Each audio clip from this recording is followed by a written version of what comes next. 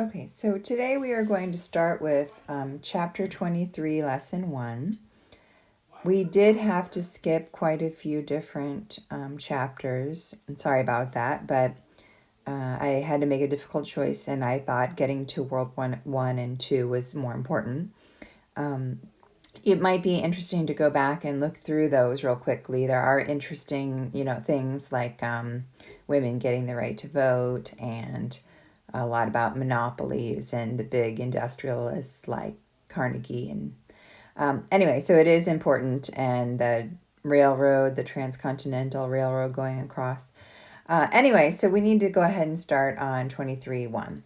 So there are 4 lessons, as you can see, and we are, if you'll notice, the time is still where we were, 1865 through 1917, because they're taking a topical approach of all the things that led us to World War I. Okay? All right, so in lesson 1, okay, so we'll come back to this map. It's good to notice, though, right, a lot of what we're talking about in this lesson is about the islands in the Pacific and going towards Asia. Okay, so we'll come back to that. All right, and then so here we are in lesson 1. So the big thing we have to understand, this chapter is about our change in foreign policy. When we were a younger country, we were more isolationist somewhat.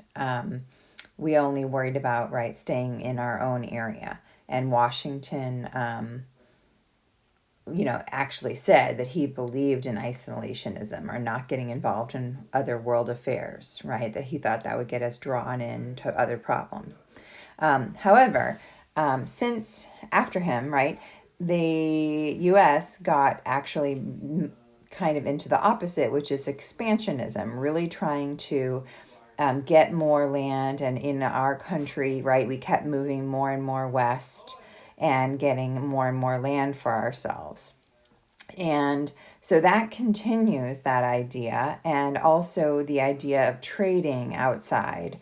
And so people are starting to look for new markets, new places to trade in farther areas for their goods. Okay, so one of the things that's happening is we're looking for those places, like, for instance, we've been trading with China for a while, and we want to talk about other places in Asia that we can also trade, one of which was Japan.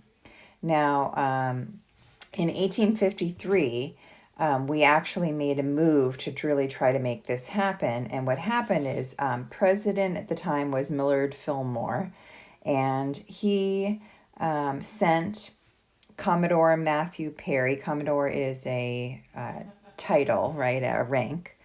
And he sent him into Japan, Tokyo Bay, with 4 warships to deliver a letter from Millard Fillmore, basically saying that he really, really, really wanted to trade with Japan, and basically, asking, however, think about how you would feel if someone is asking for trade, but they've brought 4 warships, battleships, right, into your port. So that's pretty much saying, like, you better, right? So he returns a few months later for their answer, and of course they don't have much choice unless they want to have trouble with America, so they say yes. And that's called the Treaty of Kanagawa, and that is allowing the U.S. to start trading in 2 of their ports. Okay, so we got our way with maybe a little bit of pressure from our Navy, right, to be able to trade in Japan. So this is an example of a new way that a lot of the stronger European countries are acting, and this is called the age of imperialism, okay? When all these strong countries are trying to build up their empires or their control in different regions. So they either can take over politically, right, take control, or they also can just have a lot of say economically in a place. Okay, and so they have a lot of influence either way. And so the reason these European countries and the United States want to do this is because of two things. One, they need materials to make their goods, and they're looking for these new places that they can get these raw materials. So that could be iron and steel. That could be anything that they think that they need to make their products. Okay. The other thing is maybe they don't need the place because they have raw materials there, but maybe it is a place that they can sell their goods. So that's called looking for a new market, a place that they can sell to.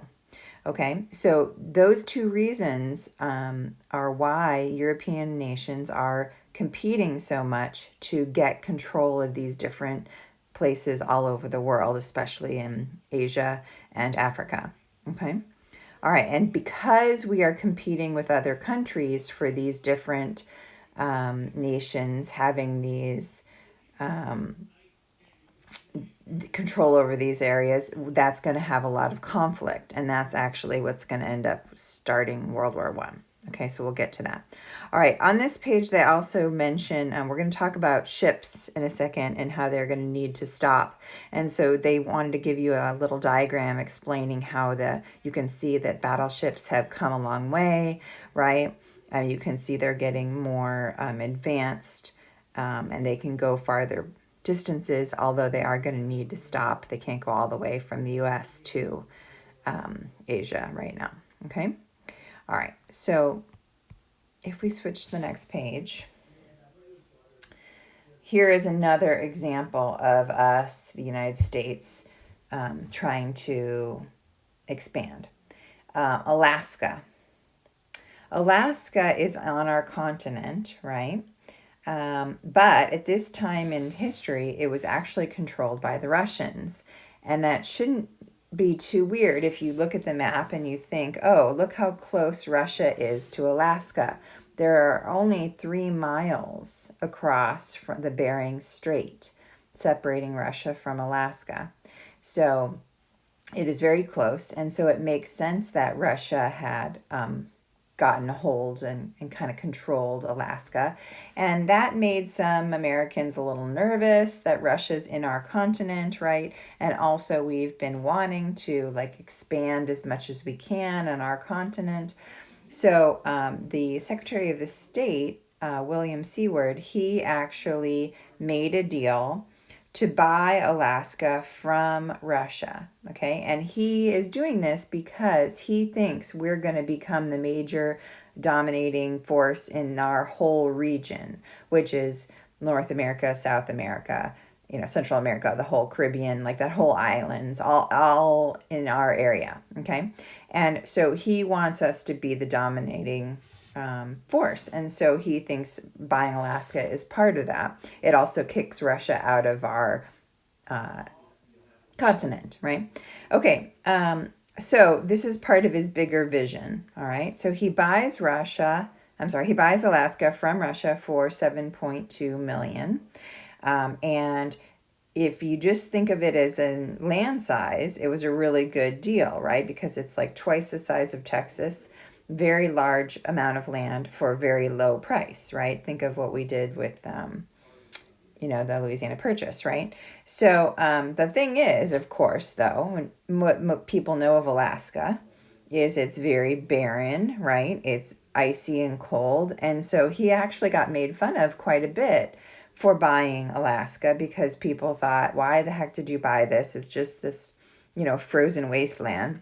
So he, in the newspapers, and he was made fun of, and they called it Seward's icebox. And an icebox, if you don't know, here's a picture, is the old-fashioned refrigerator. Okay, and so in the icebox, it was literally like a cabinet with a big block of ice in it to keep things cold.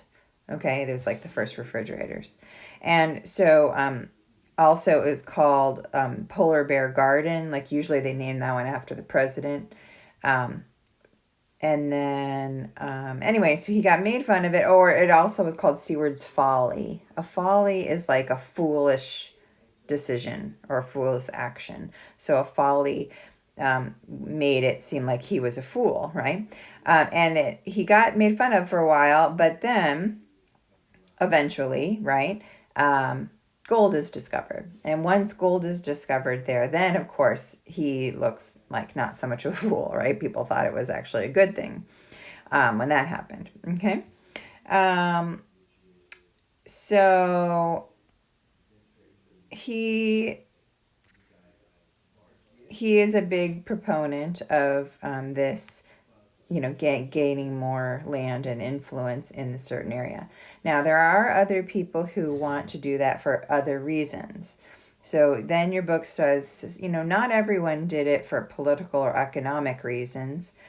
Some people did it more for like religious reasons, or feeling like that they can help the people who, don't know better, right? So this is when people would go and try to convert these people in these far regions to their religion. So often Christianity, right?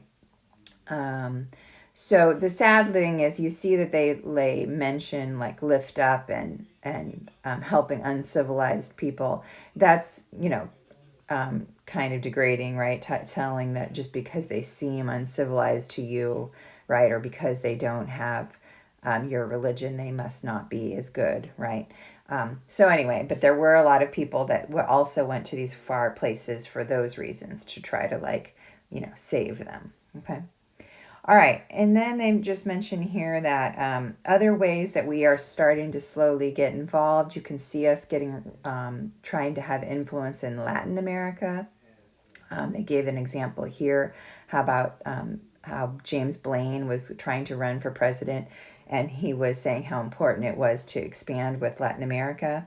And when he was Secretary of State, he actually led something called the Pan American Union, getting us to go and meet with Latin American leaders and try to have like cooperation deals. So he is actively working on getting our influence in Latin America, which of course we are going to continue to have later. We'll talk about how we get involved there. Okay, and then the other reason we're so interested in expansion of into different places is for our Navy. We have gotten a very big, powerful Navy, and it's great. But one of the things is that if you want to go to far places like Asia, you need to stop and refuel your ships. Okay. And so those islands in the Pacific, if you remember that picture, the map we looked at in the very beginning, those islands are going to be very, very important as places to stop and refuel or fix ships that need it, okay, in this time period. And they're going to be like bases for us to work off. And we still have some of those as bases today.